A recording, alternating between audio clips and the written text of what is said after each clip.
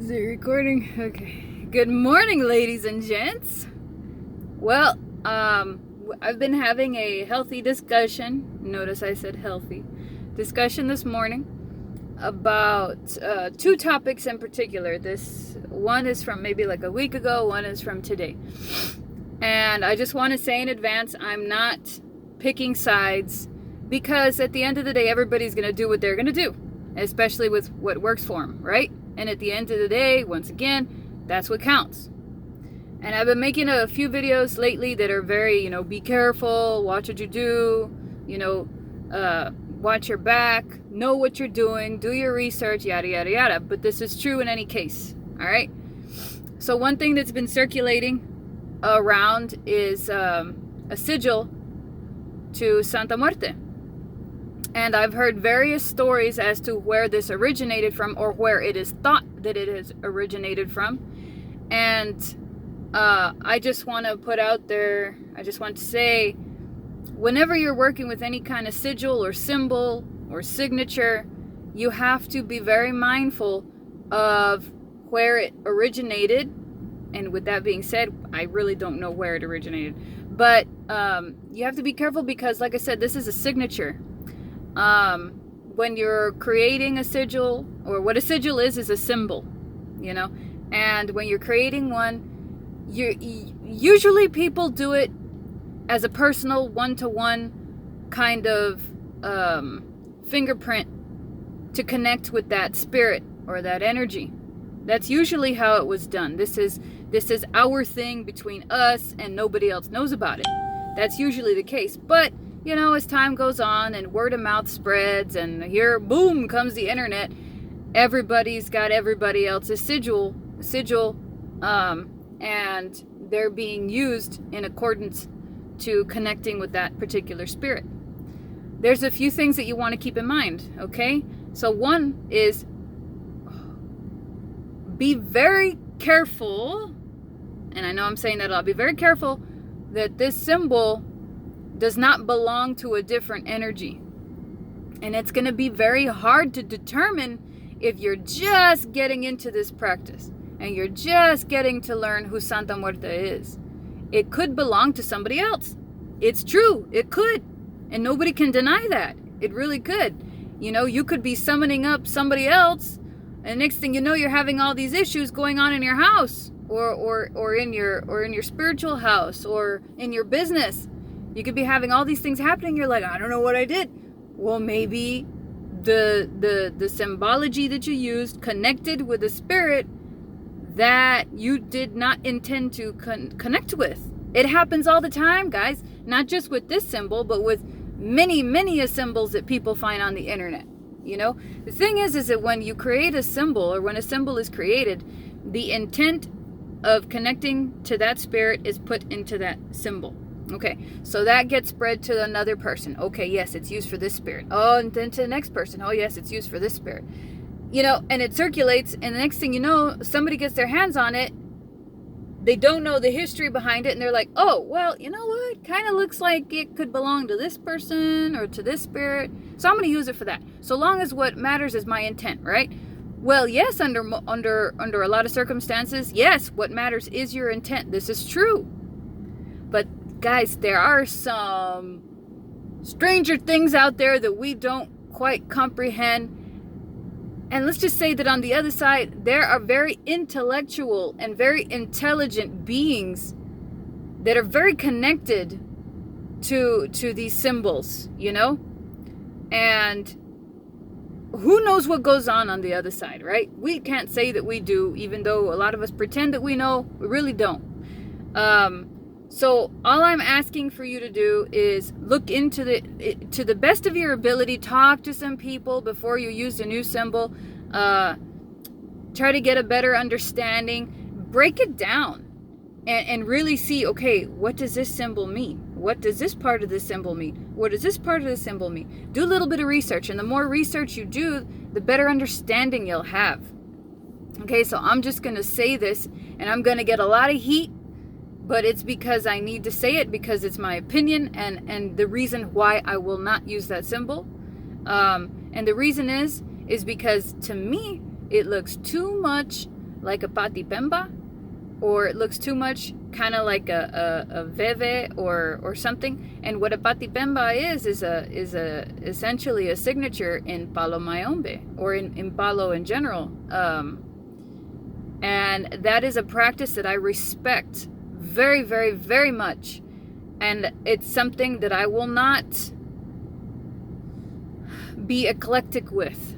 That is something that I hold the highest regard for. And I will not toy with it. So if something looks like it could be from a practitioner of Palo, or somebody who was in Palo made it, I don't want to mess with their symbol, because that is not my direct symbol to her. And I have the highest respect for those energies and for that religion, and I will not mess with it. And it also looks like it could be a portion veve, which a veve is a sigil within the Vodun, or as you know, voodoo practice. That's another one in which I highly respect and will not mess with those energies, because I am not a practitioner. I am not a follower, but it's one of those religions that I highly respect, but I am not going to mess with their stuff. If it came from a practitioner of that religion, I don't want to mess with their things. That's how much respect I have for it. So that's why you will not see me posting that symbol everywhere. You will not see me using that sigil. Some people see symbols and they just blah blah whatever, throw it away, haha. It's just this is all a game, No, guys, there are some spirits on the other side that take this stuff very seriously, So I'm just asking you, with the utmost respect, to look into any new symbol that you use before using it. It would actually be best if you made your own. If you were dead set on using a symbol, you were dead set on, I gotta use this symbol, talk with her and come up with one on your own. I think that would be best. That's how I feel. If I were to ever use a symbol, like I wanted to use it on the candles, or wanted to use it on any kind of working that I was doing with her, I'd be like, you know what? I'm going to sit down, I'm going to talk to her, and I'm going to ask her, hey, do you feel comfortable with this? And if she says yes, then by all means, guys, if she's cool with it, a lot of people have said, yeah, she's cool with it, then cool. Whatever, do your thing. But I come at it from a more skeptical perspective, because I am, aware of what this symbol looks like, and I am so, what's the word? I'm so understanding of where it could come from, that I'm not just going to go and play with it.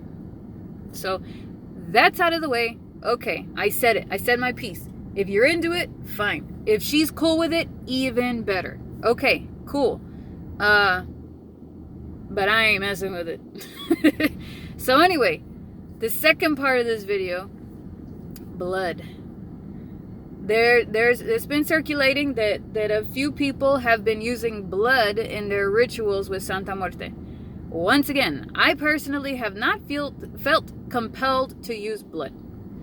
I cannot sit here and say that maybe it won't be asked for in the future, but I think that that's a very, very, very distinct, and what's the word that I'm using for? Unique situation.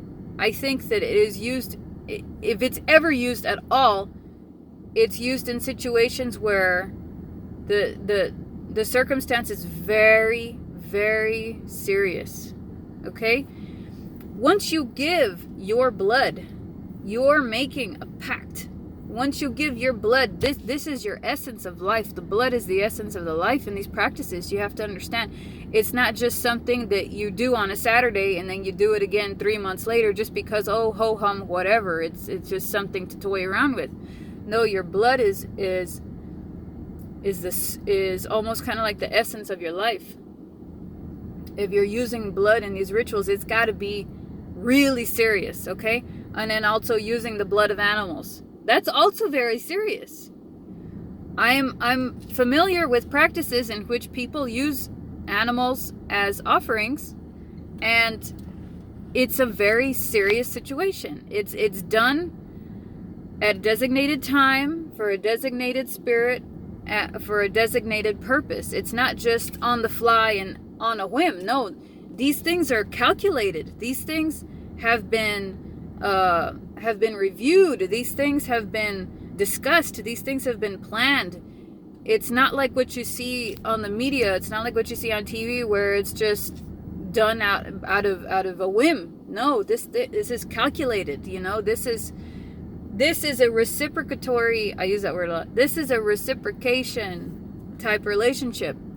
It's done on holy days. You know, it's done on feast days. It's done during initiations. It's done on very serious grounds. You know, so do I feel, like I said, compelled to give blood? No. And she hasn't asked me for it. And I think if I ever were to, it would be probably for an initiatory purpose, you know. But I already feel a connection towards her. I don't feel the need. But there are some inner circles out there, guys. There are some inner circles out there that do this as part of their practice.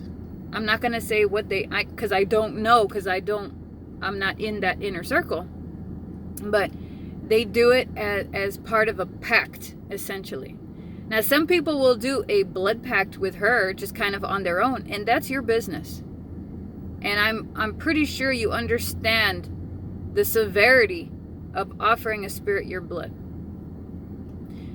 Once you offer human blood, it's going to be very hard to top that. And once you offer a spirit your essence like that, they're going to want it. Okay, let me rephrase this before I continue my statement. There are certain spirits, I don't know for sure about Santa Muerte, but there are certain spirits in which if you offer them human blood, they are going to continue to want it because it's apparently delicious. And, you know, it's just going to have to continue that way. With her, I don't know. So I just wanted to get these two subject matters out there. Give me your thoughts. Give me your experience. Give me your opinions. Because at this point, I'll listen to whatever it is that you guys have backing your stance. So I got to go to the local witchy shop, and I'll see you next time.